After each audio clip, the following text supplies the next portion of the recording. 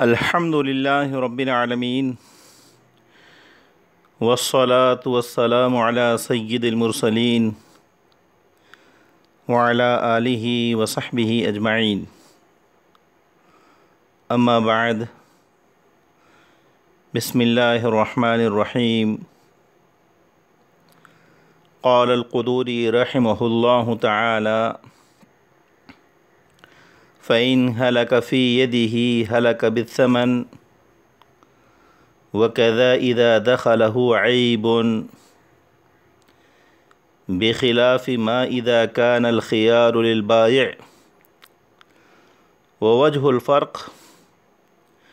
أنه إذا دخله عيب يمتنع الرد والهلاك لا يعرى عن مقدمة عيب فيهلك أي المبيع والعقد قد انبرم فيلزمه الثمن بخلاف ما تقدم لأن بدخول العيب لا يمتنع على المشتري الرد حكما لخيار البائع فيهلك أي المبيع والعقد موقوف۔ ترجمہ عبارت علامہ قدوری رحمۃ اللہ علیہ نے فرمایا، پھر اگر مبیع مشتری و خریدار کے قبضے میں ہلاک ہو گئی تو ثمن کے عوض ہلاک ہوگی، اور اسی طرح اگر اس میں کوئی عیب داخل ہو گیا برخلاف اس کے جب بائع کے واسطے خیار ہو۔ اور وجہ فرق یہ ہے کہ جب مبیع میں عیب داخل ہو گیا تو اس کا واپس کرنا ممتنع و ناممکن ہو گیا، اور ہلاک و تلف ہونا اس سے خالی نہیں ہوتا کہ اس میں پہلے کچھ عیب آ جائے پھر وہ ہلاک ہو جائے۔ حالانکہ عقد پورا ہو گیا تو اس پر ثمن لازم ہوگا، برخلاف سابقہ مسئلے کے، کیونکہ عیب داخل ہونے سے خیار بائع کی وجہ سے حکماً واپسی ممتنع و ناممکن نہیں ہے۔ پس مبیع اس حال میں ہلاک ہو گئی کہ بیع موقوف تھی۔ قال اے محمد رحمہ اللہ تعالی ومن اشترى امرأته على انه بالخيار 3 أيام لم يفسد النكاح لأنه لم يملكها لما له من الخيار وإن وطئها له أن يردها لأن الوطأ بحكم النكاح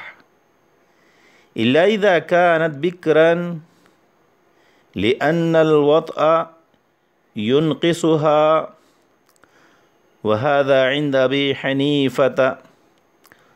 رحمه الله تعالى وقال يفسد النكاح لأنه ملكها وإن وطئها لم يردها لأن وطئها بملك اليمين فيمتنع الرد وإن كانت ثيبا۔ ترجمہ عبارت امام محمد رحمۃ اللہ علیہ نے فرمایا، یعنی امام محمد رحمۃ اللہ علیہ نے جامع صغیر میں فرمایا اور جس شخص نے اپنے بیوی کو 3 دن کے خیار کی شرط کے ساتھ خریدا تو نکاح فاسد نہیں ہوگا، کیونکہ یہ شخص اس کا مالک نہیں ہوا، کیونکہ اس کے واسطے خیار ہے، اور اگر اس کے ساتھ وطی کر لی تو بھی اس کو واپس کر سکتا ہے، کیونکہ وطی بحکم نکاح ہے، بحکم نکاح ہے، مگر جبکہ یہ باقرہ ہو، اس لیے کہ وطی اس کو عیبدار کر دے گی۔ اور یہ حضرت امام ابو حنیفہ رحمۃ اللہ علیہ کے نزدیک ہے۔ اور صاحبین نے فرمایا کہ نکاح فاسد ہو جائے گا، کیونکہ وہ اس کا مالک ہو گیا، اور اگر اس سے وطی کر لی تو وہ واپس نہیں کر سکتا،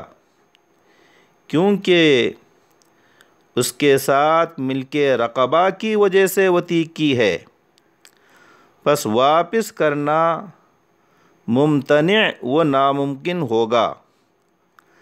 اگرچہ یہ عورت سیبہ ہو۔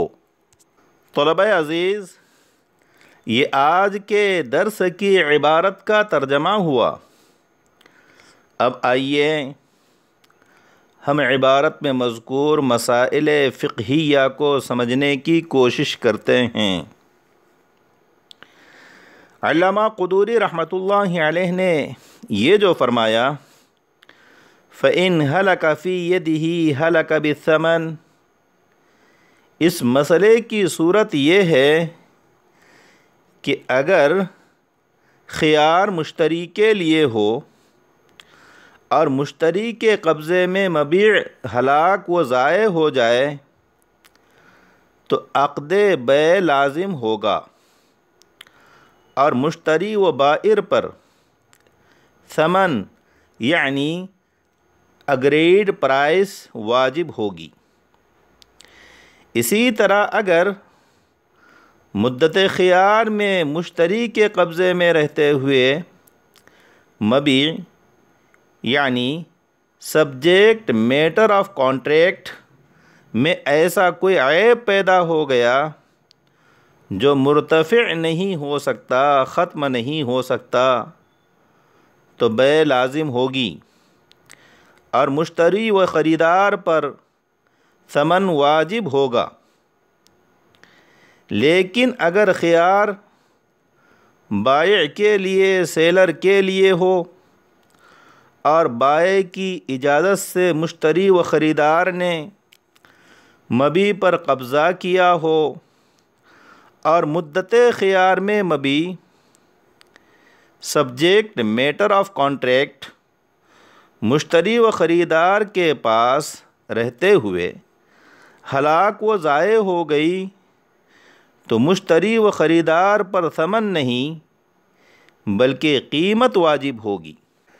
طلبہ عزیز، خیار مشتری کی صورت میں مدت خیار میں مبیع مشتری کے قبضے میں ہلاک و ضائع ہو گئی تو مشتری و خریدار پر ثمن اگریڈ پرائس واجب ہوگا، اور خیار بائع کی صورت میں مدت خیار میں مبیع مشتری کے قبضے میں ہلاک و ضائع ہو گئی تو مشتری پر بازاری قیمت واجب ہوگی، ثمن اگریڈ پرائس واجب نہیں ہوگا۔ ان دونوں صورتوں کے درمیان وجہ فرق یہ ہے کہ خیار مشتری کی صورت میں جب مبیع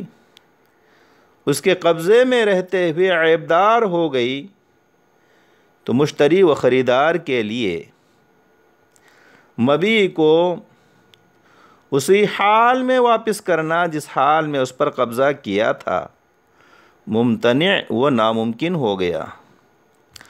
اور جب مشتری کے لیے مبیع کی واپسی متعذر ہو گئی، ناممکن ہو گئی، تو خیار باطل ہو گیا، اور جب خیار باطل ہو گیا تو بے لازم ہو گئی، کیونکہ فقہ کا قاعدہ ہے اذا زال المانع عاد الممنوع، اور لزوم بیع کی صورت میں مشتری و خریدار پر ثمن واجب ہوتا ہے، لہذا اس صورت میں بھی ثمن واجب ہوگا۔ یہی حکم اس صورت میں ہوگا جب مبیع مشتری و خریدار کے پاس رہتے ہوئے ہلاک ہو گئی، ضائع ہو گئی، کیونکہ قانون الہی ہے کہ ہر شخص مرنے سے پہلے بیمار ہوتا ہے، اگرچہ اس بیماری کا احساس نہ ہوا ہو، اور کسی چیز کے ہلاک ہونے سے پہلے اس میں کوئی نہ کوئی عیب ضرور پیدا ہوتا ہے۔ پس جب مبیع ہلاک ہو گئی تو اس سے پہلے اس میں ضرور عیب پیدا ہوا ہوگا، اور جب وہ عیبدار ہو گئی تو مشتری و خریدار کے لیے اسے واپس کرنا متعذر ہو گیا، اور جب واپسی متعذر ہو گئی تو مشتری کا خیار باطل ہو گیا، اور جب خیار باطل ہو گیا تو بیع لازم ہو گئی، اور جب بیع لازم ہو گئی تو ثمن واجب ہوگا، اور جب خیار بائع کے لیے ہو اور مبیع مشتری و خریدار کے پاس رہتے ہوئے عیبدار ہو گئی تو اس صورت میں مبیع کو واپس کرنا مشتری و خریدار کے لیے متعذر و ناممکن نہیں ہے، کیونکہ خیار بائع کے لیے ہے نہ کہ مشتری کے لیے۔ پس مبیع میں عیب کا پیدا ہو جانا بائع کے خیار کو ساقط نہیں کرے گا، اگر وہ اپنے عیبدار مبیع کو سبجیکٹ میٹر آف کانٹریکٹ کو واپس لینا چاہے تو لے سکتا ہے۔ نیز مدت خیار بائع میں اگر مبیع ہلاک ہو گئی تو اس کی ملک میں ہی ہلاک ہوگی اور عقد فسخ ہو جائے گا، درا حالانکہ عقد موقوف تھا اور مشتری کا قبضہ بجہت عقد ہے، اور مقبوض بجہت العقد مضمون بالقیمت ہوتا ہے، جیسا کہ مقبوض علی سوم الشراء مضمون بالقیمت ہوتا ہے۔ اس لیے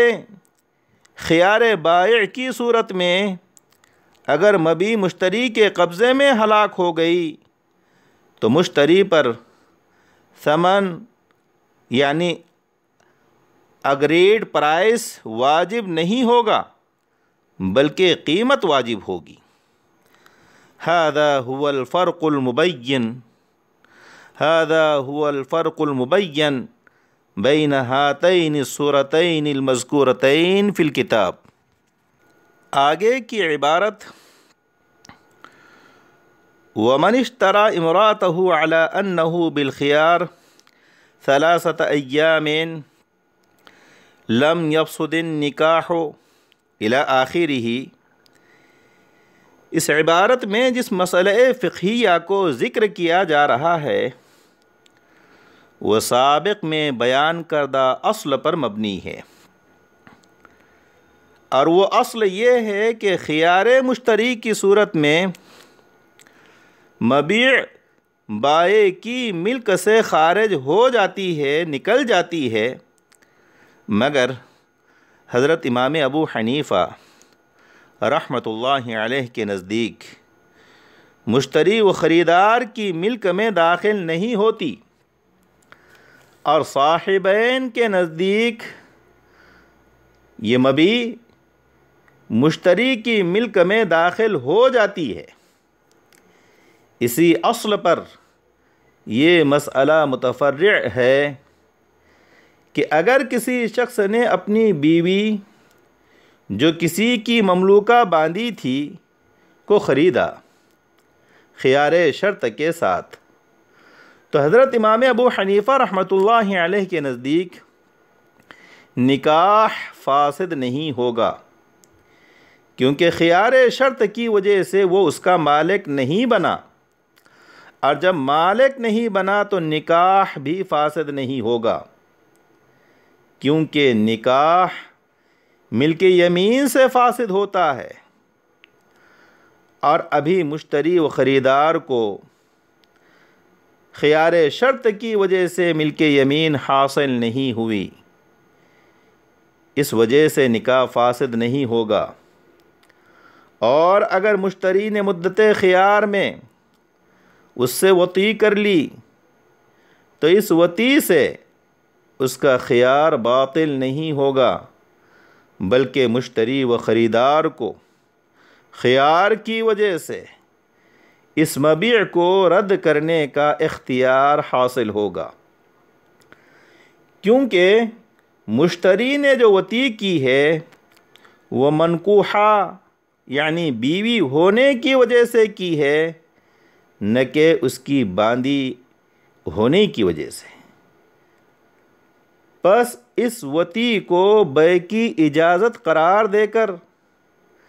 خیار مشتری ساقط نہیں کیا جائے گا۔ ہاں،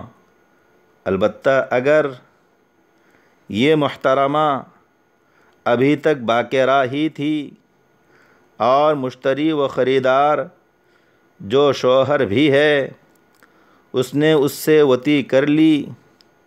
تو اس وطی سے مشتری کا خیار ساقط ہو جائے گا اور بیع لازم ہوگی، اور لزوم بیع کی وجہ سے ملک یمین ثابت ہوگا، اور ملک یمین ثابت ہونے کی وجہ سے نکاح فاسد ہوگا۔ باقرہ سے وطی کرنا